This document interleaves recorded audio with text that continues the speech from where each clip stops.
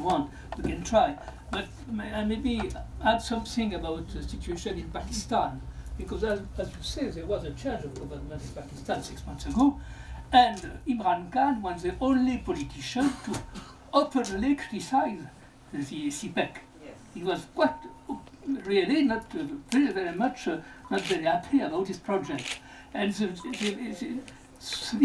are three main criticisms.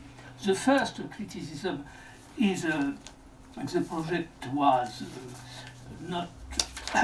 What was the three criticisms? I have to find them, but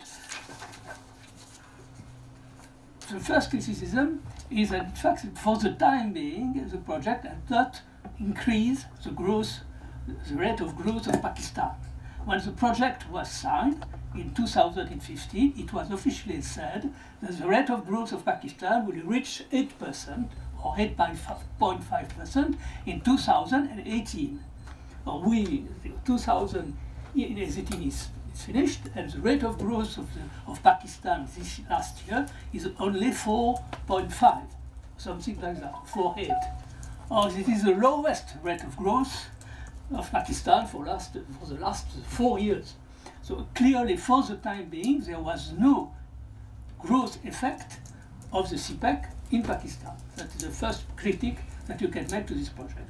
The second one, of course, is that Pakistan is going through a crisis in international payment. And it's why he has to try to go to the IMF. In fact, if you remember that Imran Khan said during the political campaigns that he would prefer to kill himself than to go to the IMF. So it was not very pleasant for him to try to go to the IMF. But so there is a risk. The question of the external debt of Pakistan is becoming critical. Or clearly, for the time being, the CPEC is increasing the question of the debt, because of course imports are increasing very quickly, because goods has to be imported to build all the equipment which are necessary for the development of the project, and the debt is increasing because this equipment are financed on Chinese loan. When Mr. Khan decided to go to the IMF, and I don't think the contract, you will have an agreement with IMF. I'm quite sure that it will be delayed. The first question was, what happened with the Chinese debt? If you go to the IMF, you have to give a full picture of your debt situation, indebtedness. Of course, China does not want that all the terms, the amount of money, all the financial information about financial contact with Pakistan are not known. They are kept under not total secret, but a lot of opacity. If you try to know what is the amount, how much Pakistan owes to China, you are going from figures from $6 billion to $60 million. So what is the real figure? Apparently, the real figure is something like 23 billion of dollars, which is less than 10% of the total Pakistani debt. But I mean, there is such opacity, and there is a real risk that Pakistan will fall in this debt trapped. And the subject was and China. The project would be CPEC would be one of the reasons. And the third thing, which has been alluded by my colleague, is that in fact it's not benefiting very much for the people. I had a quotation from Mr. Dawood, who is for the time being the very strong, powerful advisor to Mr. Imran, who wrote in January that in fact, Pakistani firms don't succeed in having contract under the CPEC, and most all the goods, equipment are imported from China, and of course the labor is coming from China. So the immediate interest of the building of the CPEC are not visible to Pakistan. So this is the main criticism which were raised with the Chinese when Imran Khan became prime minister. But as you can expect, nothing happened. Imran Khan went to China. He received some money for helping his financial situation.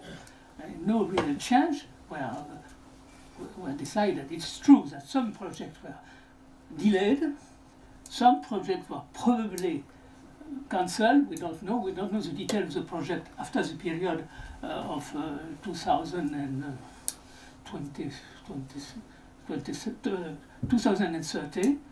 But for instance, one project is not financed up to 2030. It's a project between the railways project between the Chinese border and Avelian near Islamabad, which is of course a very important project if you want to create a real connectivity between the Chinese border and Godard. So there's a lot of discussion about that, but right away now when I speak to you, it's clearly no change has been done. China has imposed its view on this project. So what about Pakistan? For just generally speaking, we don't expect the project, which is a Chinese project, not to benefit to China. Otherwise, it will not be. They are talking about the Marshall Plan. The Marshall Plan was in the interest of the United States. It was also in the interest of Europe, and it has been very, very well used by some Western countries in Europe. But basically, it was a project which was for the interest of the United States. And of course, it's the same with BRI. It is a project which is in the interest of China, not mainly of the interest of the country, which are part of the project. That's absolutely normal. So each country has to defend itself, to try to convince China to choose projects which are of interest for it. But basically, it is a Chinese interest. For Europe, I frankly don't know exactly what is the situation of European situation. I think someone is supposed to talk about that. Perhaps later on. Later on.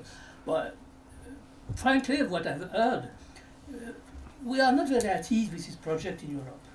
It's something we don't understand very well, because it is a project which is changing all the time.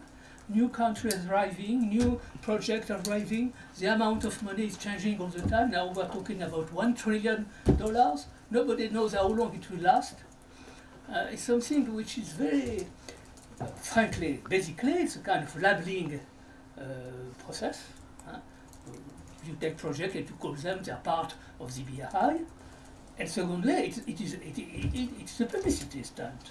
It has been hugely successful as a publicity stunt. In a way like the Marshall Plan, it was also a publicity stunt.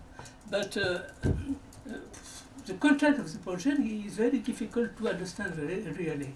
And in any case, we for instance, we are included in the belt or in the road, as you like. But belt is supposed to be the roads and railways and this kind of thing, and road is supposed to be, which is very strange, and road is supposed to be the maritime part of the project. That's why it's belt and road. But for Lyon is clearly shown in the map as a country, as one of the main city on the road to Europe. But we are not completely at ease with this project. And of course, we are also worried about the power of China. And we are not so. It's clearly something which is difficult to understand. But for Africa, I don't know anything, because of course, China is very much present in China, but not much before the BRI. So now, in the same way, they are labeling some of these projects saying this is part of BRI, but in fact they were already there. They have started to work very efficiently in many countries. And of course, in some of these countries, you have people who are unhappy with the Chinese.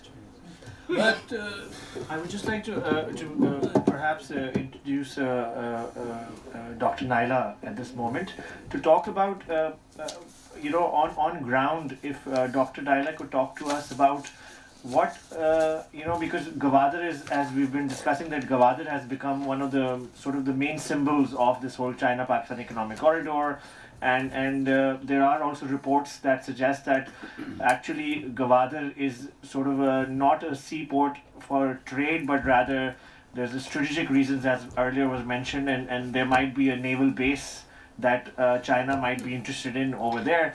So locally, we hear very less from people because, of course, access is a big problem in Gwadar. So, what are you hearing from locals, the Baloch in Gwadar or in Balochistan when it comes to CPEC particularly?